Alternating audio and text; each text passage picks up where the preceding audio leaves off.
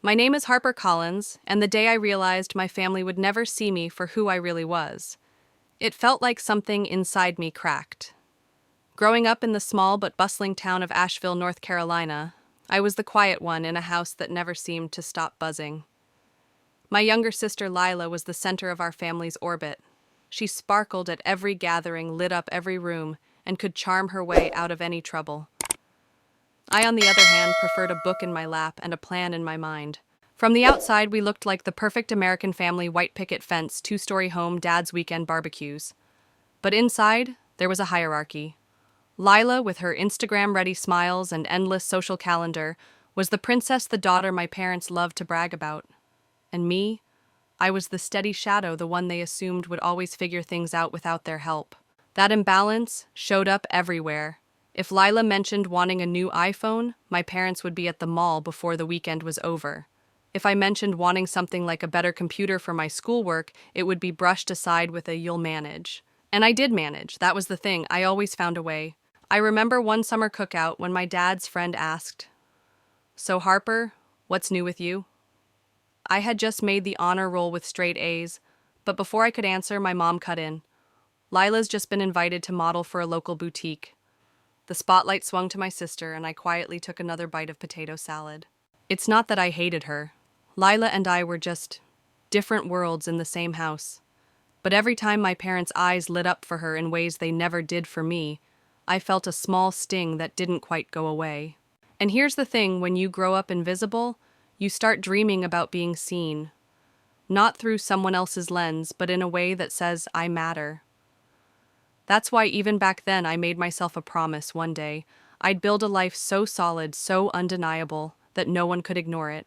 But I had no idea that path would eventually lead me to a moment where I'd have to choose between keeping the peace and keeping my dignity. And that choice, it would change everything. By the time I was 12, I had already figured out that if I wanted something, I couldn't count on my parents to make it happen. So while Lila was busy trying out for cheer squad or rehearsing for school talent shows, I was babysitting the Johnson's twins down the street, mowing Mr. Peters's lawn for a few bucks, and eventually tutoring the freshman who couldn't make sense of algebra. Every dollar went into an old cookie tin under my bed. I wasn't saving for clothes, makeup, or whatever trendy thing was making the rounds at school. I was saving for a laptop. Not just any laptop, but one fast enough to run the programs I'd need for advanced classes. Something that would let me work on my own terms without fighting for time on the school's slow, outdated computers. Lila, meanwhile, never worried about earning her own money. She'd burst into the kitchen pout about how all my friends have the newest iPhone, and like magic, my mom would hand her a shopping bag 2 days later. Dad would grin like it was a reasonable expense. "Happy daughters, happy life," he'd joke. When my birthday rolled around that year, the difference between us was glaring. Lila unwrapped gifts with squeals of delight, a glittery charm bracelet, a brand new pair of Ugg boots. I opened cards from relatives with small bills inside, and instead of spending them, I carefully tucked the cash into my cookie tin. I knew exactly how much I needed, and I wasn't going to blow it. One evening, Dad caught me counting the stack. "What's the plan this time, Harper?" he asked, leaning on the doorframe. There was a flicker of curiosity in his voice, maybe even pride, but I could tell he didn't fully get it. "I'm going to buy my own laptop," I told him, explaining how it would help me prep for high school honors courses and eventually for college applications. He nodded slowly, but before the conversation could go further, Lila burst into the room with some dramatic story about a fight between her two best friends. Dad turned to her with his full attention. My moment slipped away like it always did. I didn't resent Lila for being who she was, but I couldn't ignore the way my parents fed into her every whim. They loved bragging about her at church picnics and block parties. Her Instagram photos were their talking points. I, with my practical ponytail and thrift store jeans, just didn't fit their definition of success. So I doubled down. I took on more tutoring jobs, helped neighbors clean out their garages, and even babysat on Friday nights while Lila went to school dances. I remember sitting in a quiet living room watching the clock tick, knowing my sister was across town under twinkling gym lights while I was earning another $20 toward my goal. By the time freshman year rolled around, I had saved enough. I walked into the electronics store, paid cash for a sleek silver laptop, and carried it home like it was a trophy. It wasn't about the machine. It was about what it represented. Independence. Proof that I could make things happen without anyone's permission or approval. That night, while Lila was snapping selfies in her new outfit, I was setting up my laptop, installing study apps, and bookmarking scholarship websites. I could feel the gap between our worlds growing wider. She floated on charm and instant gratification. I was building a staircase one deliberate step at a time. Looking back, that was the first real chapter in my quiet rebellion. I didn't slam doors or yell about unfairness. I just worked. I worked when no one noticed, when no one clapped, when no one thought I needed help. And deep down, I told myself that one day all this effort would take me far away from being the other daughter. Before I go on, let me ask you something. Have you ever had to grind for something while watching someone else get it handed to them? If you have, drop your story in the comments. I'd love to know I'm not the only one who's been there. Because trust me, in my case, this was just the beginning. And soon I'd learn that no matter how hard I worked, my parents' favoritism wasn't just a phase, it was a pattern I'd have to fight my way out of. It happened the year I got my first real taste of what I thought recognition might feel like. I had just finished sophomore year with the highest GPA in my class, nailed the AP math exam, and earned an academic award at the school assembly. My guidance counselor even pulled me aside to tell me she thought I had a strong shot at a full-ride scholarship if I kept it up. I walked home that day feeling taller, like maybe this time my parents would really see me. When I got through the front door, Mom was in the living room scrolling through her phone while Lila sprawled across the couch painting her nails. Guess what I said, holding up the certificate from my award. Mom glanced up for half a second. "That's nice, Harper," she said, already tilting the phone toward Lila. "Lila, tilt your head more in this photo. There, perfect lighting." The air left my lungs. I stood there with the certificate still in my hand, feeling invisible in my own house. Dad walked in a minute later, saw the paper, and gave me a quick nod. "Good job, kid. We knew you'd pull it off." But even as he said it, he was fishing his phone out of his pocket to show Mom a picture of a convertible he was thinking about, because Lila had just mentioned she'd love to ride around in something cuter. The sting wasn't just about that day. It was about every time my accomplishments were treated like background noise, while Lila's smallest wins, if you could call them wins, were paraded around like she'd discovered electricity. I remember one particularly bitter moment that same year. Lila barely scraped by with a C average on her report card. I braced myself for the lecture she'd get, but instead, Mom hugged her and said, "Sweetheart, grades aren't everything. You've got personality and charm, those matter more."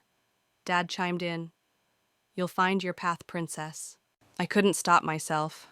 "Are you serious?" She barely passed Mom's eyes narrowed like I'd just insulted the Queen of England. "Don't be harsh, Harper. Your sister is special in her own way." That was the moment the lesson hit hard. No matter what I did in their eyes, Lila would always shine brighter. So I did what I always did. I poured myself into my own goals. I joined the debate team, worked weekends at a coffee shop, and started writing essays for scholarship competitions. I spent more nights than I can count at the public library, not because I had to, but because it was the only place quiet enough for me to think. I dreamed about getting out. College wasn't just an option, it was my escape plan. When my senior year acceptance letter from Duke University came in full academic scholarship, I thought maybe this was too big for them to ignore. I burst into the living room waving the envelope like a flag. I did it full ride to Duke. Mom smiled faintly without looking away from the phone. "That's wonderful, dear." "Oh, Lila, the dress in this boutique photo looks just like you. Should we go see it this weekend?" Dad peeked over from his recliner. "Knew you'd make it happen, kid," he said, his eyes already drifting back to a TV ad for some luxury SUV. It was like shouting into a void. I went back to my room and sat on the bed, letter still in my hands, the weight of it heavier than I'd expected. I thought achieving something that big would make me feel triumphant, but instead it just underlined the truth no amount of success was going to rearrange the family orbit. That night, I stared at the ceiling and made a silent vow I would build a life so far beyond their narrow vision that their approval wouldn't matter anymore. I didn't know yet what it would take or how much it would cost me emotionally, but I knew the first step was leaving. And when the day came to pack my bags for Duke, I didn't look back at the house. I was already imagining a place where hard work meant something, and where I wouldn't be standing in the shadows. College was everything I'd imagined, and nothing like the life I'd known back home. From the moment I set foot on Duke's campus, I felt like I'd stepped into an entirely different universe. The Gothic stone buildings towered above perfectly manicured lawns, students hurried by with books tucked under their arms, and everywhere I looked, there was a quiet hum of ambition. Here, no one cared about who had the shiniest Instagram profile. What mattered was whether you could show up, deliver, and push yourself further. I thrived in that world. I signed up for a double major in computer science and business administration, knowing it would be brutal but worth it. While my classmates relaxed after lectures, I often stayed in the library until midnight, hammering out code for projects or fine-tuning a marketing case study. The professors noticed. So did my peers. Suddenly I wasn't the other daughter. I was HarperCollins, the one you wanted on your team, if you actually wanted to win. The freedom was intoxicating. There were no sudden interruptions from Lila's drama, no side eyes from my parents if I spent too long studying instead of socializing. My dorm room became my sanctuary, just me, my laptop, and a growing sense of control over my own life. Still, I called home now and then, mostly out of obligation. Those conversations were short and predictable. "How's school?" Mom would ask without much interest. "Good," I'd reply, starting to tell her about my group project that had just won a regional competition. Before I could finish, she'd say Lila just got invited to this exclusive influencer party in Charlotte. Isn't that exciting? Dad's calls weren't much better. "Hope you're doing well, kid. Lila's thinking about starting her own fashion blog. We might help her get it off the ground." It was like my life existed in a separate, muted channel they only half listened to. And though it still stung, I began to notice something important. I didn't need their applause anymore.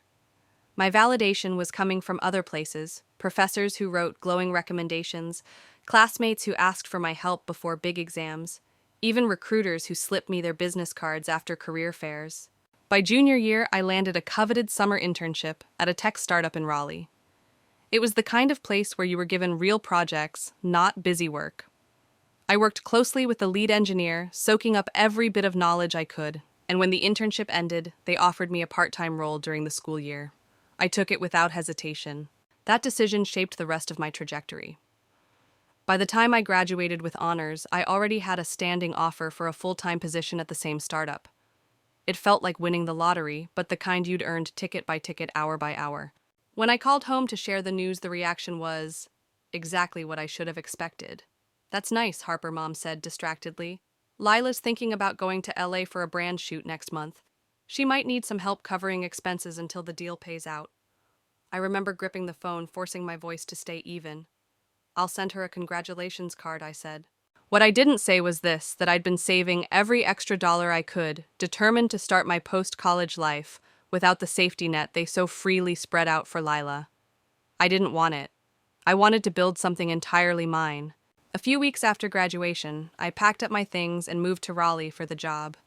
The apartment I found wasn't big, just a one-bedroom on the top floor of a brick building, but it had sunlight streaming through the windows and enough space for a desk where I could work late without bothering anyone. I walked through those empty rooms, imagining how I'd fill them.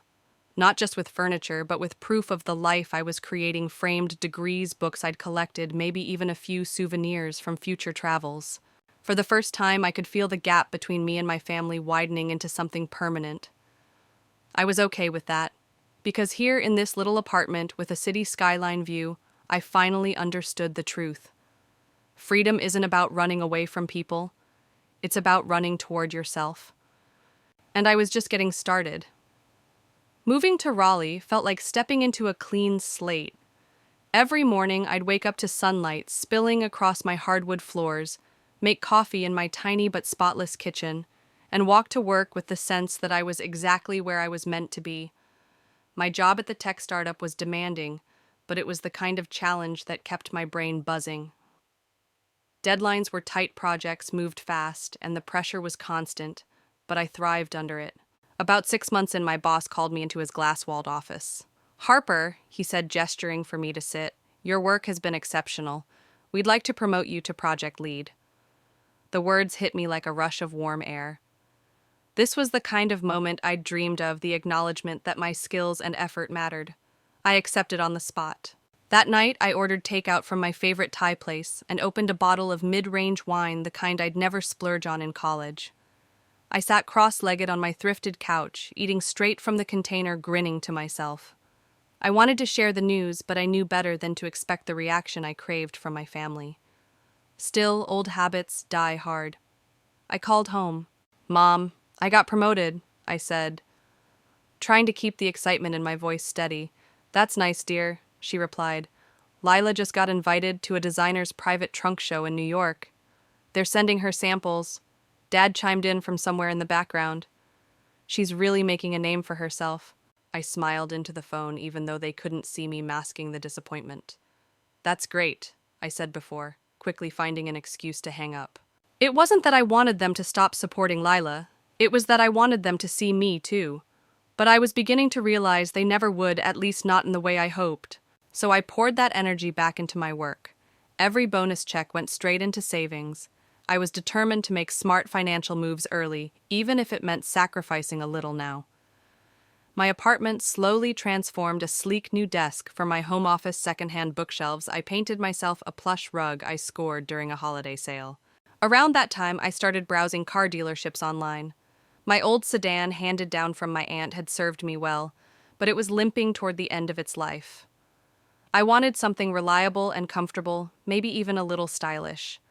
I made a spreadsheet comparing mileage, safety ratings, and prices. It became my weekend ritual, test driving cars, weighing pros and cons, and picturing myself behind the wheel.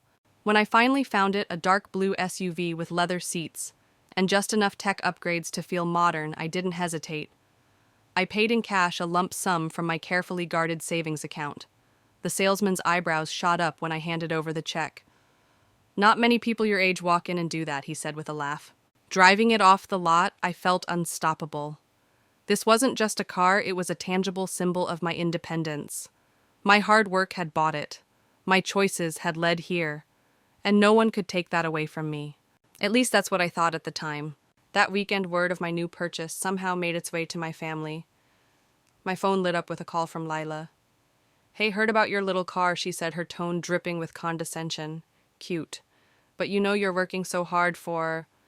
What exactly? I could teach you how to live smarter, not harder. I gripped the steering wheel tighter, keeping my voice even. "What's that supposed to mean?" She laughed light and airy. "Find a guy who's already made it, Harper. Why grind when you can shine?" I ended the call before my frustration spilled over. Sitting in that leather driver's seat, I took a deep breath. We were living in different worlds, and I was done trying to bridge the gap. Tell me in the comments, have you ever achieved something huge only for someone to belittle it? Because that conversation with Lila wasn't just a passing annoyance. It was the first crack in a line that would eventually split my relationship with my family wide open. Not long after the cute little car comment, the divide between Lila and me grew into something you could feel in every conversation. We spoke less often, and when we did, it was usually because she wanted to share some new milestone in her influencer career, most of which sounded more like expensive vacations than actual work. She was thriving in her own curated bubble, networking at rooftop parties, taking sponsored trips to Palm Springs, and posting carefully edited photos in outfits that cost more than my monthly grocery bill. My parents ate it up, reposting her pictures on Facebook with captions like, "So proud of our girl." I'd hear from extended family about how mom and dad talked as though Lila was destined to be the next big name in fashion. Meanwhile, I was in the middle of leading my first major project at the startup. It was a complicated rollout for a new client, weeks of late nights, endless troubleshooting, and managing a small team for the first time. When we successfully launched, my boss pulled me aside. "Harper, this is one of the smoothest projects we've had in months. You've got serious leadership instincts." I wanted to tell my parents about it, not because I needed their praise, but because it was a big moment for me. So I called. "Dad, we just wrapped a huge project at work, and..." "That's great, kid," he cut in. "But Lila just got invited to a luxury brand's press trip in Miami. They're flying her out, paying for everything." Mom's voice floated in from the background. "Isn't that amazing? She's killing it." I felt that familiar hollow space open in my chest. They weren't listening, not really. And I realized something else: they didn't want to listen. Their version of pride was reserved for Lila's glittering surface-level wins. My kind of success didn't make for good cocktail party stories. So I stopped trying to impress them. If my achievements weren't going to be celebrated, I'd keep them to myself and share them with people who actually cared, like my coworkers Marcus and Tia, who had become my unofficial cheer squad. It was Marcus who convinced me to host a small housewarming party for my apartment. "You've built this place from scratch. Show it off," he said. I hesitated. My furniture was a mix of thrift store finds and budget buys, nothing like Lila's designer pieces, but eventually I agreed. The night of the party, Marcus and Tia were the first to arrive, carrying a bottle of wine and a framed print of the Raleigh skyline as a gift. "This place is so you," Tia said, running her fingers along my freshly painted bookshelves. Then my family showed up. Lila walked in first, her designer heels clicking against my hardwood floor eyes, scanning every corner with the faintest smirk. "Cute. For now," she said, glancing at my thrifted couch. My parents barely looked around before launching into a detailed update about Lila's latest brand deal. When Marcus tried to toast my recent promotion, Mom interrupted. "Oh, that reminds me, Lila's shooting a campaign with a jewelry brand next week." Dad nodded, adding, "She's got star quality, that one." I caught Tia's raised eyebrow from across the room. Her look said what I was too polite to say out loud. "This is messed up." I laughed it off, but inside my patience was wearing thin. By the end of the night, I felt more like a guest in my own celebration. My parents left with barely a goodbye, too busy helping Lila load her bags of new clothes into their car. As the door closed behind them, Marcus turned to me. "You know you don't have to keep putting yourself through this," he said gently. I didn't answer, but his words stuck with me. Because he was right, every time I opened the door to them, I was bracing for the same old cycle, my accomplishments being overshadowed, my space being treated like a backdrop for someone else's spotlight. And deep down, I knew a breaking point was coming. I just didn't know yet how close it really was. What about you? Have you ever hosted something special, only to have someone steal the spotlight? If you have, share it below. I promise I'll read every word. Because sometimes just telling your side of the story is the first step toward taking that spotlight back. The breaking point began with a phone call that at first seemed like just another Lila drama update. It was a Tuesday afternoon, and I was in the middle of preparing a project brief when my phone buzzed. Lila's name lit up the screen. Against my better judgment, I answered. Her voice was tight, like she was trying to cry, but didn't quite mean it. "Harper, Charles and I are over." Charles, the wealthy old-money fiancé who was supposed to be her golden ticket. I could already imagine my parents' reaction. "What happened?" I asked, keeping my tone neutral. "He said I'm too shallow," she said, as though the words themselves were absurd. I bit back a response. I could believe it. In fact, I'd seen it coming from a mile away. But before I could say anything, she launched into a tirade about how unfair it was, how she'd given him the best 2 years of her life, and how she needed a break from all the negativity.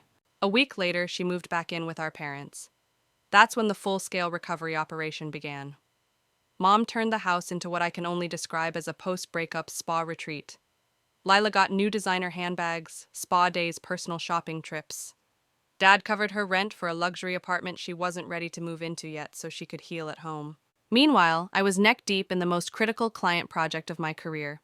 I'd been promoted to lead a multi-million-dollar rollout for a tech platform, a high-stakes job that meant late nights, early mornings, and almost no personal life. When I called home one evening to share that my team had just secured a huge contract, Dad barely reacted. "That's nice, kid, but Lila's been through a lot. Be a good sister right now, okay?" Translation: your wins are small compared to her pain. I hung up feeling that familiar tightness in my chest, the one that told me I was being asked to shrink myself yet again. Then came the email from HR. I'd been nominated for a company contest that awarded an all-expenses-paid 5-month trip around the world. It was the kind of once-in-a-lifetime opportunity I'd dreamed about.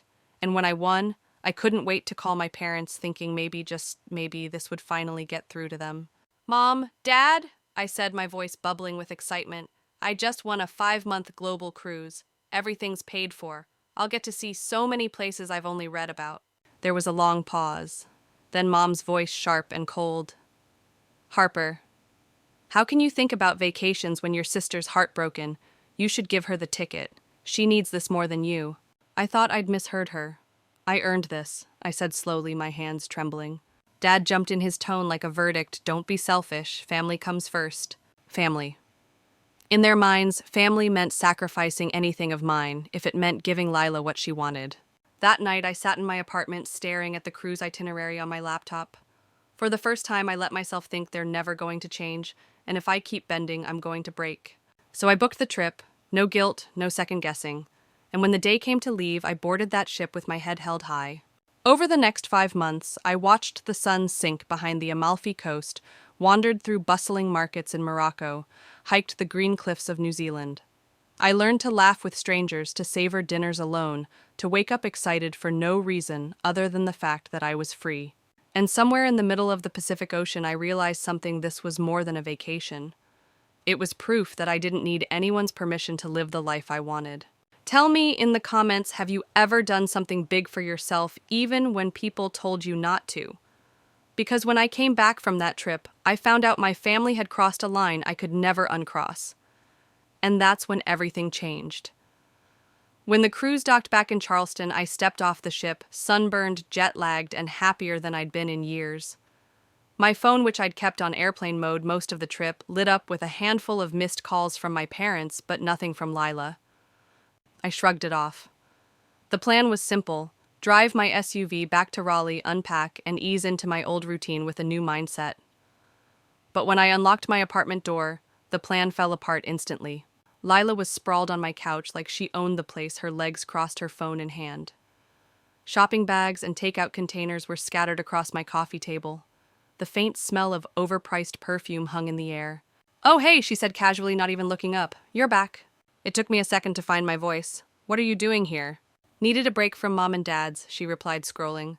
"Too much drama. I used your spare key." "My what?" She rolled her eyes. "Mom gave it to me. Don't get weird about it." I stood there, suitcase still in my hand, heartbeat thudding in my ears. This wasn't just an invasion, it was a violation. My apartment was the one place in the world that was mine, and she'd treated it like an Airbnb she forgot to pay for. I decided to step outside and clear my head. "I'm going to the store," I muttered, grabbing my car keys. But when I walked down to the parking lot, my SUV wasn't there. Panic surged through me. I scanned the rows twice, then 3 times. Nothing. My fingers shook as I dialed Mom. "Oh, that," she said lightly, as if I'd asked about the weather. "We sold it. Lila needed cheering up, so we took her shopping and to the spa. It was just sitting there while you were gone." I could barely form words. That was my car. I paid for it every cent. Dad's voice came on the line, firm and dismissive. "It's family, Harper. What's yours is ours." Something inside me snapped. Family. "You stole from me, invaded my home, and I'm selfish." Mom's tone hardened. "Lila's been through enough. Don't make this about you." They hung up before I could respond. I stood there in the parking lot, the empty space where my car should have been stretching out like proof that no matter how much I'd built for myself, they could still take from me. When I got back upstairs, Lila was still lounging on the couch, oblivious. "So what's for dinner?" she asked. "Get out," I said, my voice low and steady. Her head jerked up. "What?" I said, "Get out. Now." She tried her usual tactics, quivering lip, tearful apologies, a rambling story about how she had nowhere else to go, but I was done. I pointed to the door and waited until she gathered her things, muttering under her breath about how uptight I was. The moment the door shut behind her, I knew there was no going back. This wasn't just a family spat, it was theft, disrespect, and a complete disregard for my boundaries. I sat down at my desk, opened my laptop, and started researching attorneys. I'd worked too hard to let them walk all over me again. This time, there would be consequences. Before I go further, let me ask you, what would you have done if someone in your own family sold your car without asking? Because my next move was going to take this fight somewhere they couldn't just talk their way out of. And once it started, there was no way to undo it. The next morning, I walked into a law office in downtown Raleigh with a folder so thick it barely fit into my tote bag. Inside was everything: my car's purchase receipt, bank statements, showing the payment in full, maintenance records, even photos of me standing next to it the day I drove it off the lot. The attorney, a sharp-eyed woman named Andrea Hayes, flipped through the paperwork and listened as I laid out the timeline. I told her about the apartment break-in, the stolen car, and the years of favoritism that had led up to this moment. By the time I finished, she sat back in her chair and said, "They had no legal right to do what they did. If you want to pursue this, we can absolutely win." It was the first time in my life someone had said those words to me, without a but tacked onto the end. Filing the suit felt surreal. Part of me kept waiting for guilt to creep in, that voice that said, "Don't rock the boat, don't make it worse." But it never came. Instead, I felt lighter, like I was finally taking my place in a fight I should have started years ago. When my parents were served the papers, my phone exploded with angry calls. "Harper, what is this?" Mom's voice was ice. "It's me getting back what's mine," I said calmly. "You're really going to humiliate us like this," she snapped. "You humiliated yourselves when you stole from me." Lila texted me later, "Wow, way to be dramatic. You could have just asked me to pay you back." I didn't respond. She'd never understand that this wasn't just about the car. It was about years of being told I didn't matter as much, of watching everything I earned be ignored or minimized while she was handed the world. The weeks leading up to the court date were tense. My parents tried to paint me as the ungrateful child in every family conversation, calling relatives to explain that I'd lost perspective. Friends I hadn't heard from in years messaged me with thinly veiled attempts to talk me out of it. But Andrea kept me focused. We built our case, carefully documenting the value of the SUV, the fact that it was solely in my name, and the clear absence of consent for the sale. She even had me gather text messages showing my parents' own words about selling it for Lila's benefit. The day of the hearing, I walked into the courtroom in a simple navy dress and flats, clutching my folder like armor. My parents sat across the aisle, avoiding eye contact, Lila beside them in a designer blazer that probably cost more than my monthly rent. When it was my turn to speak, I told the truth plainly. No theatrics, no embellishments, just facts.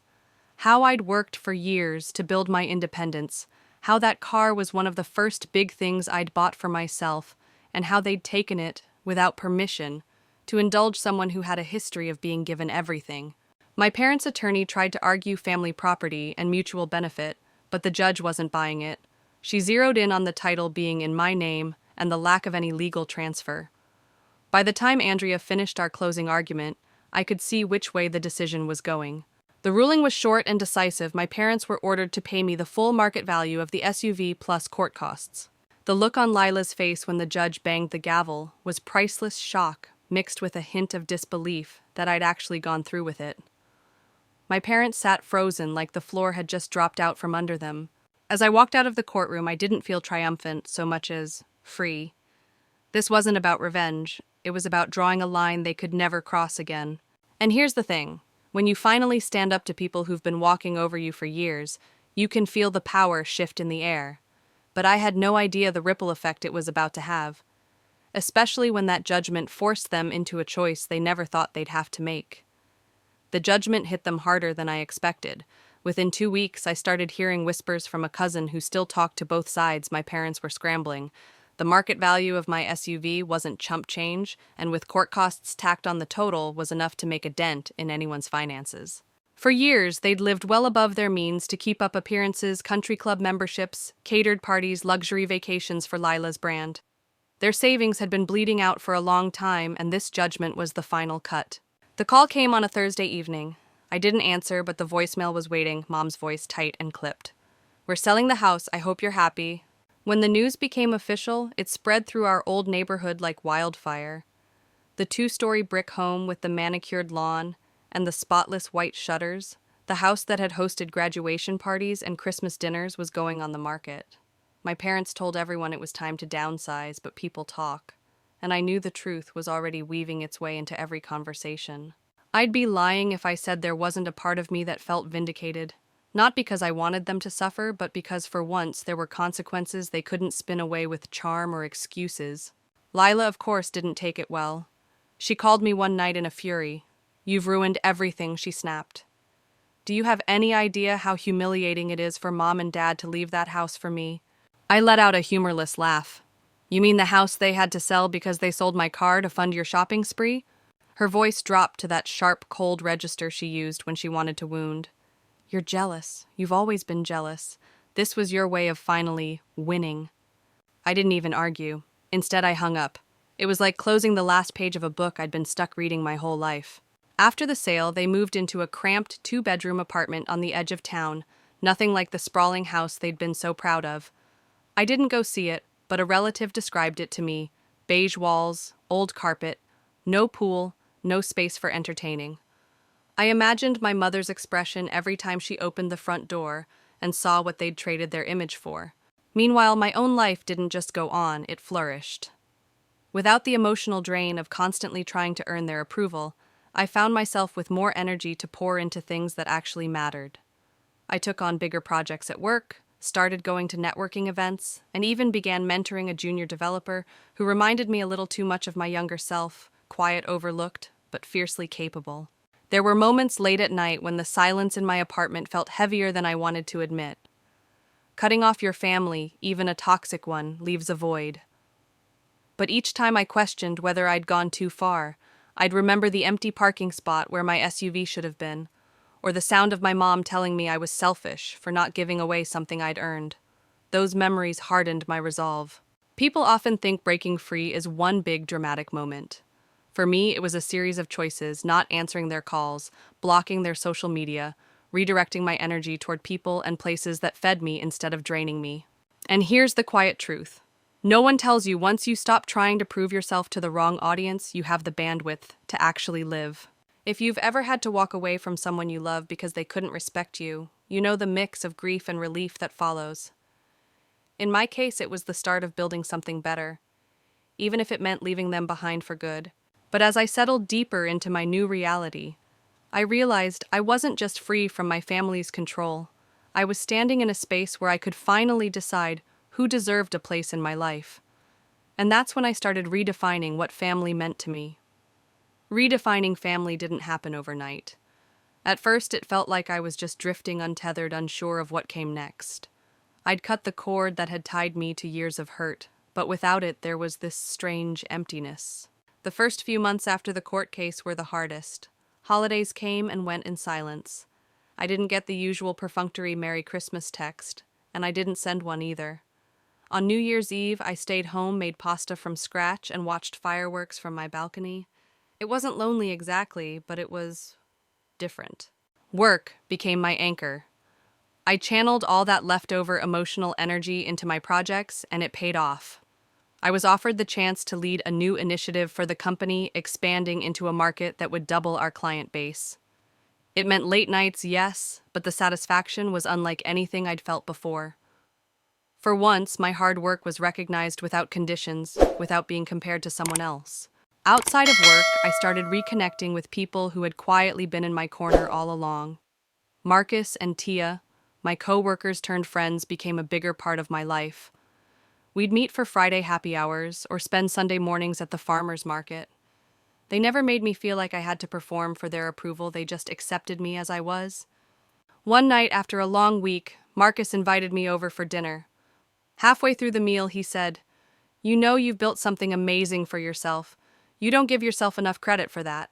His words landed deeper than I expected. I'd been so focused on escaping my old life that I hadn't fully appreciated what I'd created in its place. That realization pushed me to try new things, stuff I'd always wanted to do, but never made time for. I signed up for a pottery class, my hands clumsy with the clay at first, but soon I was shaping bowls and mugs that, while far from perfect, made me laugh with pride. I joined a local hiking group and spent weekends exploring trails in the Blue Ridge Mountains. I even took a solo trip to Seattle just because I could. With each step, my apartment began to transform too. Plants filled the sunny corners, shelves bowed under the weight of books I'd collected, and framed photos of travels dotted the walls. This space didn't just look like mine, it felt like mine. One evening, I was sitting on the couch, laptop balanced on my knees. When it hit me, I was truly content. There was no underlying anxiety about a phone call from my parents or a new drama involving Lila. No constant pressure to prove I was worthy. But that peace wasn't just about them being gone. It was about the boundaries I'd put in place and the people I'd chosen to let in. Marcus and Tia were my family now in every way that mattered. And I realized family could mean people who celebrated your wins without envy, who showed up because they wanted to, not because they expected something in return. I still had moments where old habits crept in, like when I'd reach for my phone after a long day, almost dialing my mom before catching myself. The muscle memory of trying to be included was hard to shake. But then I'd remember the years of dismissal, the casual cruelty disguised as family first, and the weight would lift. So let me ask you this: if you had the chance to rebuild your definition of family from scratch, who would make the cut? For me, that choice was no longer theoretical. I was living it. And every day I felt stronger in the life I'd fought to create. Still, there was one more step I needed to take to seal the deal, to do something tangible that would remind me every single day just how far I'd come, and it would take me right back to the thing they'd stolen from me in the first place. It started as a quiet idea in the back of my mind, something that popped up whenever I walked past the parking garage at work or saw a shiny new SUV glide by on the street. The car they'd taken from me wasn't just transportation, it had been a milestone, a symbol of everything I'd earned on my own. Losing it had been the moment I realized just how little my boundaries meant to my family. So one Saturday morning, I opened my laptop, made myself a cup of strong coffee, and started browsing dealership websites. I wasn't looking for a replacement to soothe an old wound. I was looking for an upgrade, something sleeker, faster, and undeniably mine. After a week of searching, I found it, a black-on-black SUV with just the right mix of style and practicality. It had heated leather seats, a panoramic sunroof, and a navigation system that made my old model look like a flip phone. The price tag was steep, but after years of careful saving and the court settlement sitting in my account, it was well within reach. When I walked into the dealership, the salesman greeted me with that cautious smile they reserve for browsers who might not be serious buyers. That smile didn't last long. Within 15 minutes, we were talking financing, and I was sliding my driver's license across the desk. "I'll be paying in full," I said. His eyebrows shot up. "That's rare these days." Driving it off the lot, I felt something I hadn't in a long time, a rush of pure, unfiltered pride. Not just because of the car itself, but because of what it represented. This wasn't a gift. It wasn't a hand-me-down. It wasn't something anyone could claim they'd helped me get. Every mile I'd driven to work, every late night I'd spent finishing a project, every choice I'd made to protect my own future, those were the payments that had bought this SUV. Still, I knew I couldn't just let it sit in the parking space and be another car. I made it a ritual. Every Saturday morning, I'd take it for a drive, sometimes to the farmer's market, sometimes just down winding roads outside the city with no destination in mind. Music up, windows down, I'd let the miles remind me that I'd taken back control. Of course, news of my new ride eventually reached my parents. I found out from a mutual acquaintance who'd seen me pulling out of a grocery store. "Your mom said you're being flashy now," she told me. "She asked if you're trying to make a point." I didn't answer her question, but in my head the answer was obvious. Yes. I was making a point, not to them necessarily, but to myself. That I'd survived the kind of betrayal that could have broken me, and instead I'd built something better. One evening, Marcus and Tia convinced me to take the SUV on a weekend road trip to the Outer Banks. We loaded up the back with snacks, beach chairs, and enough sunscreen for a small army. As we drove along the coast with the ocean stretching out beside us, Marcus turned to me from the passenger seat. "You know, he said this car really suits you, not just because it's nice, but because it's solid, like you." The comment caught me off guard, but it stuck with me.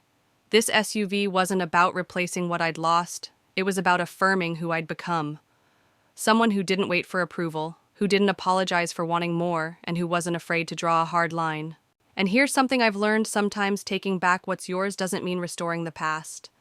It means creating something new that stands as proof you've moved on stronger than before. But even as I settled into this new rhythm, there was still one lingering thread. I hadn't fully cut the emotional weight of what had happened.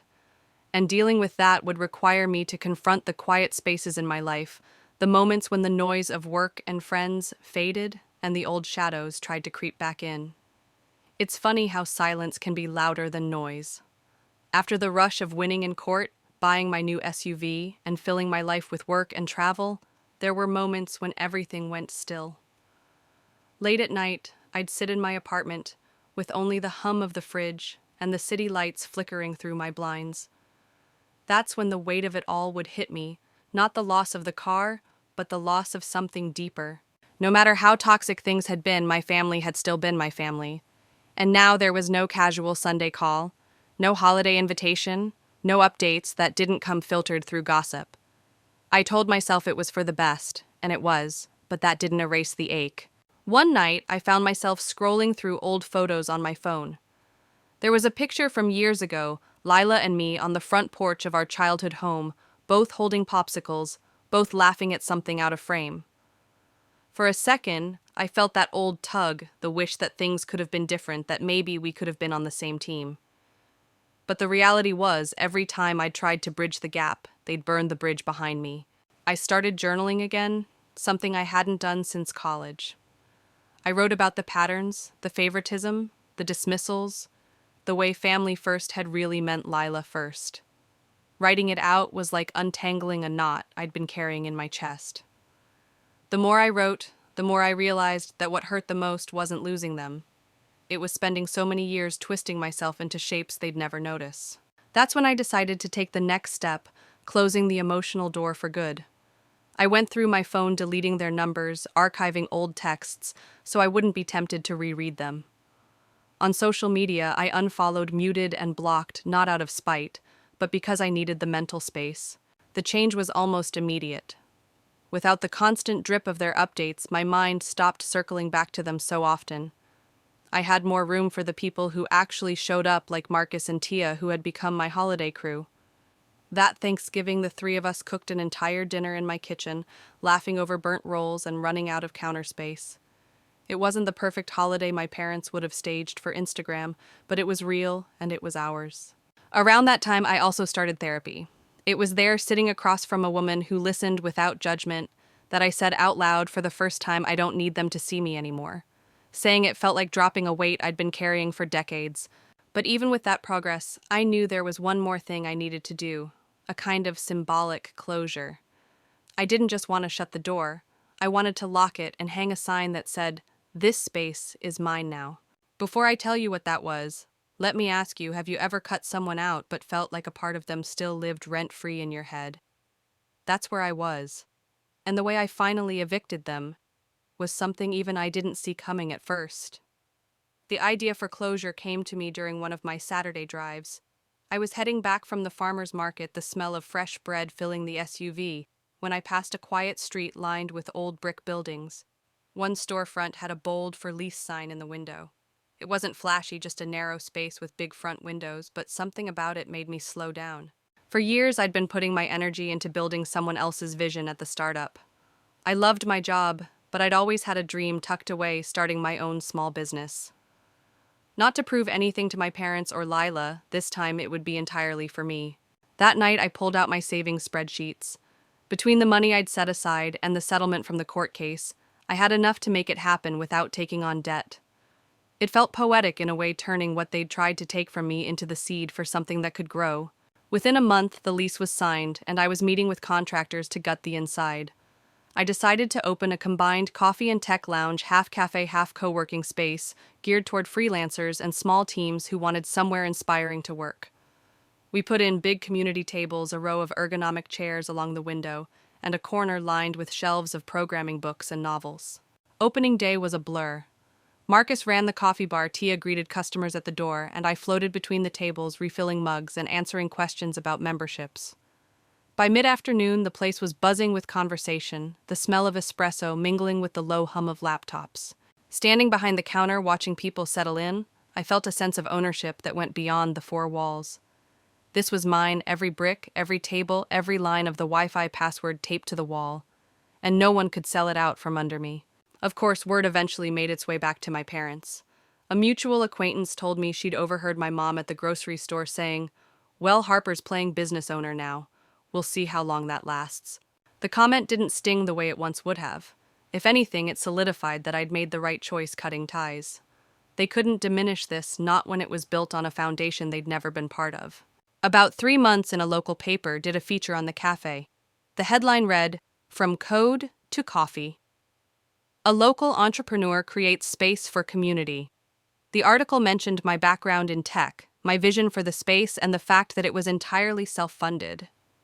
Seeing my name in print next to a photo of me behind the counter was the kind of public acknowledgement I'd once craved from my family. But now it felt sweeter because it came without their approval. Business picked up fast. We hosted workshops, networking nights, even a freelancer Friday, with free muffins for anyone working on a side hustle. Customers became regulars, regulars became friends, and the cafe became the kind of place where people felt like they belonged.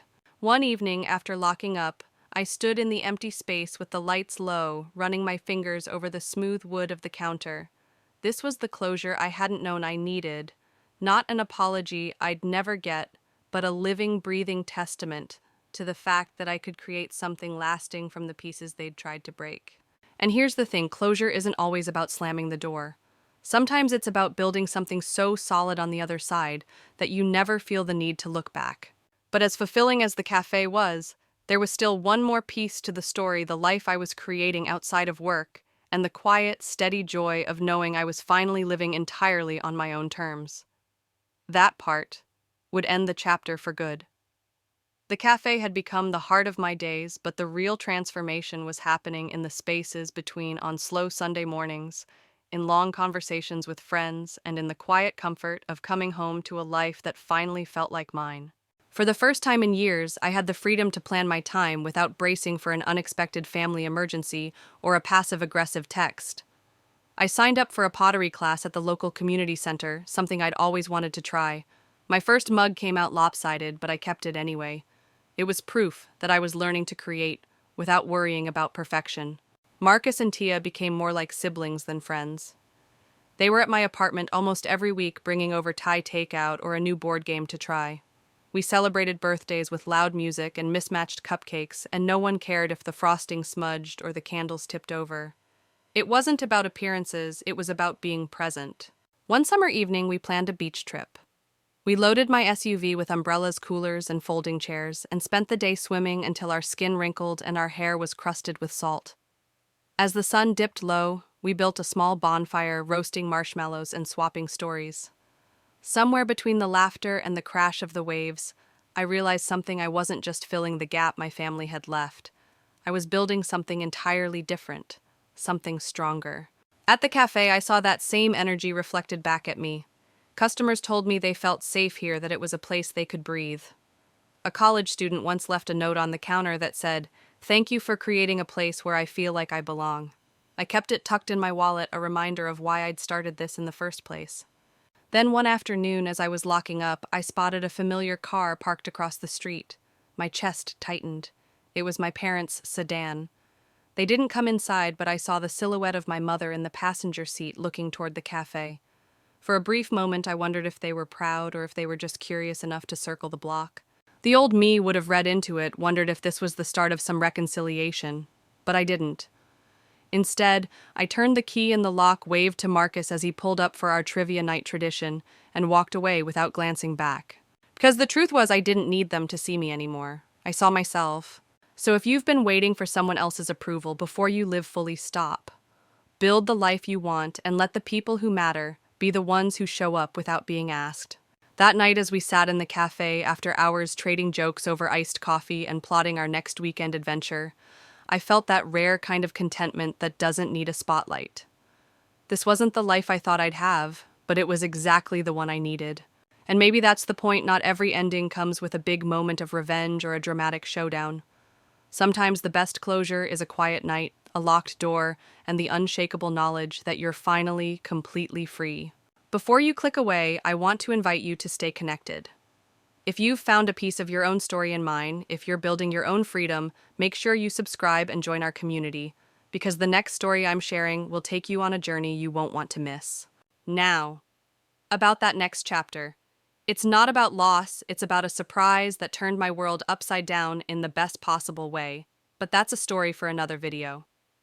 Life has a way of surprising you when you least expect it. A year after the cafe's grand opening, I found myself standing in the garden behind my apartment, barefoot in the grass, a cup of coffee in hand.